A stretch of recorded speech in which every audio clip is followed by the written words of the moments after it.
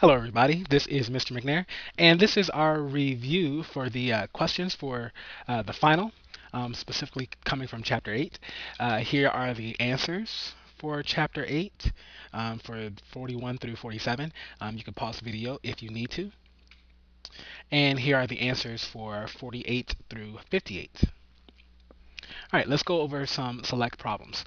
All right, this is number 41. I think that's not supposed to be in there. That's the next problem. All right, number 41. Here it says, given the equation y equals 2x squared minus 4x minus 5, answer the following. So first thing we're going to do is find our a, b, and c.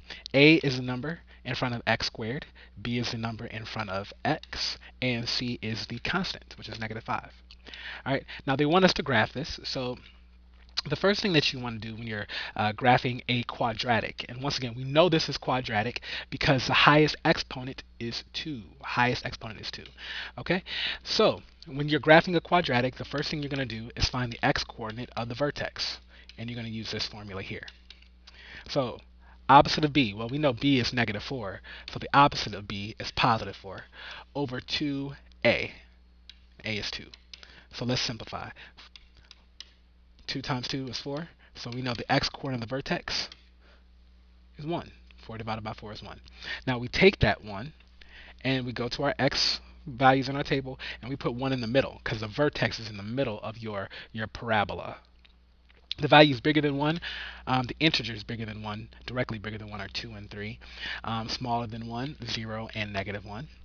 Okay, and now we're going to take these values we have here in our x, and we're going to plug them in one at a time into our equation.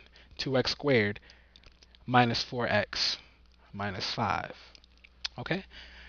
When we plug these values in, we should see that when we plug in negative 1, the value you get out is 1. 0 gives you negative 5. 1 gives you negative 7.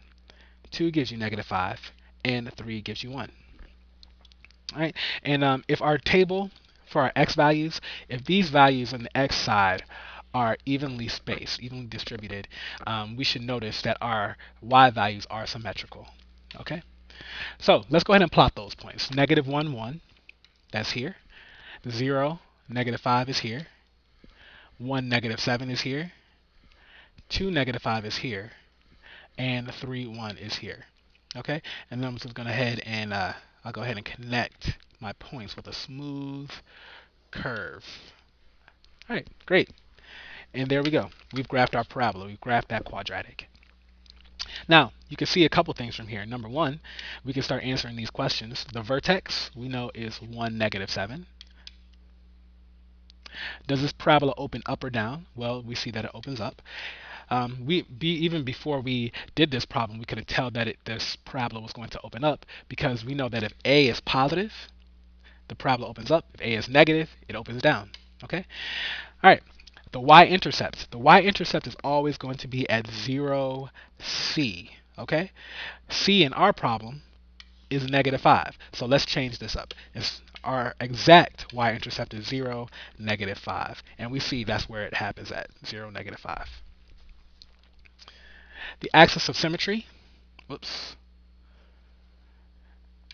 The axis of symmetry, that is, once again, the vertical line that goes through the vertex, the vertical line through the vertex. So that's going to be x equals whatever the x-coordinate of the vertex is. Here, we see that the x-coordinate of our vertex is 1. All right? So, axis of symmetry is x equals 1. That's our equation for the axis of symmetry. X equals 1. All right? Does this one have a max or a min? Well, notice that this parabola opens up, so we do have a minimum value down here. So it has a min at negative 7. The domain for every quadratic will be all real numbers. Okay? And once again, we know that because domain is all the x values. And this parabola is just going to keep, I'm going to exaggerate this a little bit. This parabola is going to just keep getting wider and wider. Okay, so it's going to cover all the x values. All right? Next, the range. The range is talking about all of the y values. Okay? And notice that the smallest y value that we can get on our parabola, on this parabola, is -7.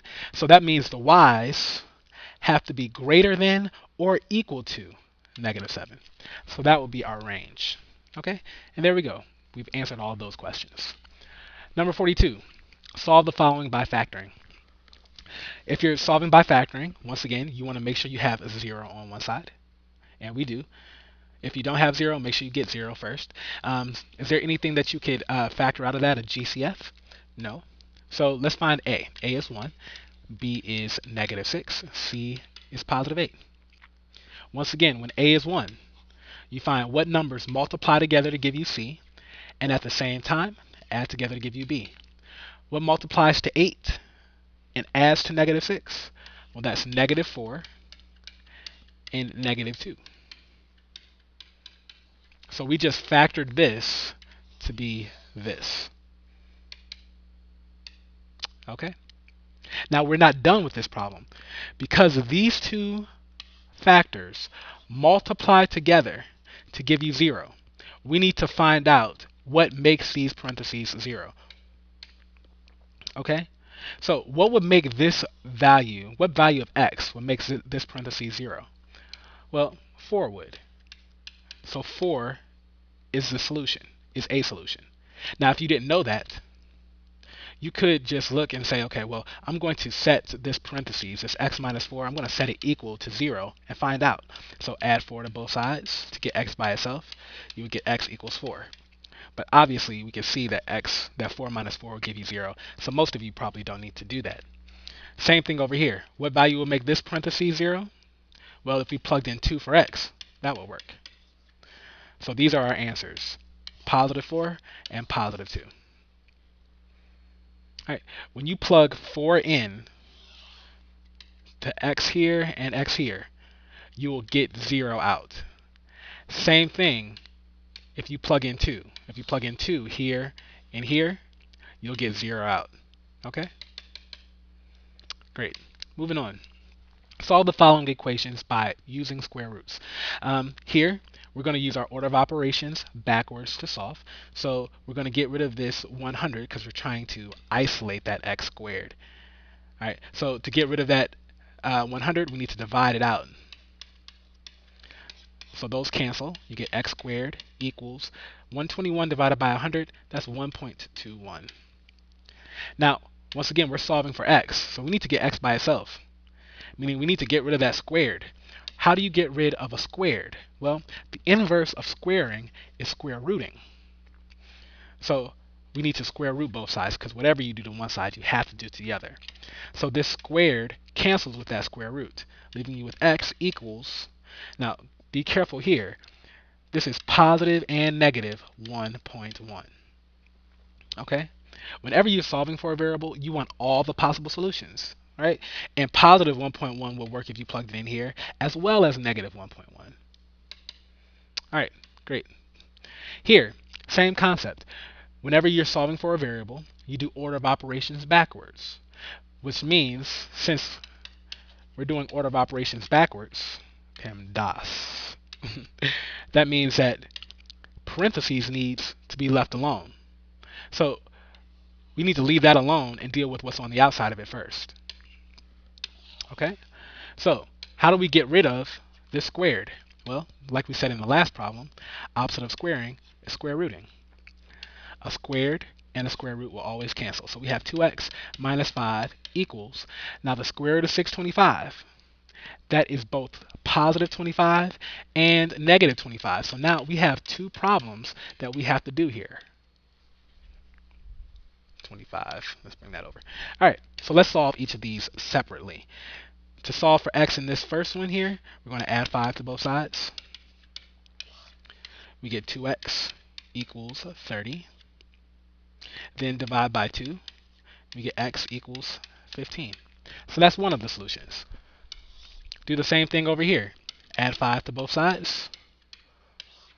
We get 2x equals negative 20. Solve for x by dividing by 2 on both sides, and we get x equals negative 10. All right? And there you go. Those are your two answers. Once again, when you plug these in, you'll get 625. Okay? When you plug either of them in. Both of those are solutions. All right. This one, solve by completing the square. When you're completing the square, the first thing that you want to do is make sure you're dealing with the form x squared plus bx equals c. All right, notice that the coefficient on that x squared is a 1. All right, and you don't have a constant on the left, it's on the right side. Okay, and that's what we have here. All right, now when you're completing the square, the value that you add to both sides to actually complete the square is b over 2 squared. In this problem, we notice that b is negative 10. Okay, so let's go ahead and find out what this b over 2 squared would be. So negative 10 over 2 squared. Well, negative 10 divided by 2, that's negative 5. And negative 5 squared, that's 25. So we're going to add 25 to both sides to complete the square. Remember, whatever you do to one side, you have to do to the other. So what we get is x squared minus 10x plus 25 equals 45. Okay, I'm going to go ahead and erase this stuff on this side just so I can make sure I have enough room. All right, now let's go ahead and factor this side here. A equals 1, b equals negative 10, c equals 25. What multiplies to 25 and adds to negative 10? Well, negative 5 and negative 5. But do we really want to write it like this? Well, there's another way. We could, instead of writing it like that, just write, let's see if I can get that here, x minus 5 squared. Okay? Now this problem looks like a problem that we did a couple of problems ago. Actually, it was just the last problem, this one right here. And now we can solve it just like we did that one. Okay? Let's get rid of that squared by square rooting. So we get x minus 5 equals, now the square root of 45, that doesn't come out to be an integer. So we're just going to leave it positive and negative square root of 45. Okay? And then we can solve for x. How do you get x by itself? Add 5 to both sides. So those cancel out. You get x equals 5 plus or minus the square root of 45. Now, this is two answers. Okay, that's two answers. If you needed to write that as a decimal, you could just go to your calculator. Let's see if mine is open. Yep, here it is. All right, so go to your calculator, and you could type in 5 plus the square root of 45. That's one of the answers. And then 5 minus the square root of 45. And there's your other answer. Okay? So, those are what we have. Good. All right. Now, this one, determine how many solutions a quadratic has by using the discriminant and state the discriminant. All right, first thing that you are going to do, once again, when you're using the quadratic formula or the discriminant, is make sure that you get 0 on one side. Okay, so let's get rid of that negative 2. How do you get rid of that? Well, we're going to add 2 to both sides because those are opposites. So x squared minus 3x plus 2 equals 0 because those canceled out. All right, the formula for the discriminant is b squared minus 4ac. All right, so in this problem, we know a is 1, b is negative 3, and c is 2. So let's take these values and plug it into our discriminant formula. So b squared, that's negative 3 squared, minus 4 times a, we see is 1, and c is 2. Okay, negative 3 squared, we know that's 9. 4 times 1 is 4, 4 times 2 is 8. 9 minus 8 is 1. Okay, so the discriminant is 1. Now, when the discriminant is positive, okay, I'll just say this. If if discriminant is positive, we know that we have 2 solutions. If the discriminant is 0, we know that we have 1 solution. And if the discriminant is negative, we have no real solutions. Okay, so here, because our discriminant was 1, we have 2 solutions.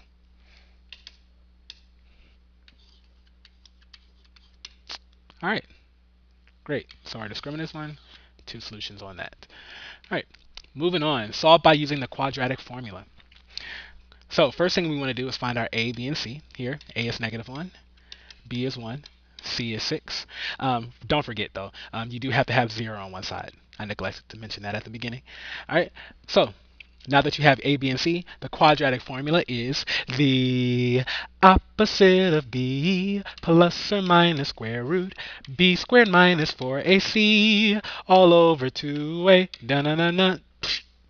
All right, great. So let's plug in our values. What's the opposite of b in this problem? Well, opposite of +1 is -1. So -1 plus or minus the square root b squared, well, that's going to be 1 squared, minus 4 times a is -1, times c is 6, all over 2 times a again is -1.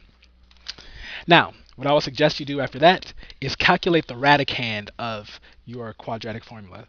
So here, our radicand 1 squared minus 4 times -1 times 6, that equals 25. So I'm going to rewrite this equation. We have this expression, -1 plus or minus the square root of 25 all over -2. If I simplify that, because we know the square root of 25 is 5, this is going to be -1 plus or minus 5 over -2. This is going to leave us with two answers. -1 plus 5, which equals 4, and then 4 divided by -2, which is -2, and then -1 minus 5, which is -6, -6 divided by -2, which is +3. And those are our answers. Okay? Once again, when you take these answers and plug them in one at a time into your equation, it should equal out to be 0. All right, and that is the review for Chapter 8. Hopefully this was helpful to you, and good luck studying for your exam.